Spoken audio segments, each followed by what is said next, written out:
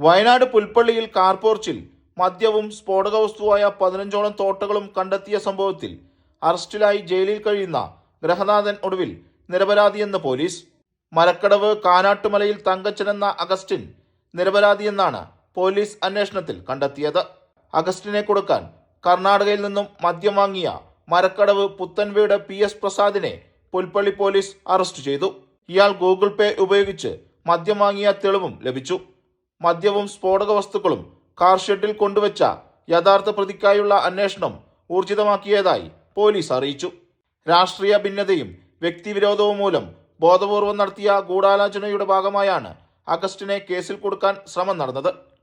പ്രതികൾ മദ്യവും സ്ഫോടക വസ്തുക്കളും നിർത്തിയിട്ട കാറിനടിയിൽ കൊണ്ടുവയ്ക്കുകയായിരുന്നു. കഴിഞ്ഞ മാസം 22-നാണ് തങ്കച്ചൻ അറസ്റ്റിലായത്. കുടുംബം പരാതി നൽകിയതിനെ തുടർന്ന് CCTV ദൃശ്യങ്ങളും ഫോൺ രേഖകളും വിവരം നൽകിയവരുടെ ഉൾപ്പെടെയുള്ള ഫോൺ രേഖകൾ ഉൾപ്പെടെ ശേഖരിച്ചു നടത്തിയ അന്വേഷണത്തിലാണ് യഥാർത്ഥ പ്രതികളിലേക്ക് പോലീസ് എത്തുന്നത്. നിരപരാധിത്വം തെളിഞ്ഞ സാഹചര്യത്തിൽ റിമാൻഡിൽ കഴിയുന്ന അഗസ്റ്റിനെ വെറുതെ വിടാനുള്ള അപേക്ഷ കോടതിയിൽ സമർപ്പിച്ചിട്ടുണ്ടെന്ന് പുൽപ്പള്ളി പോലീസ് അറിയിച്ചു. True lens, Wayanad.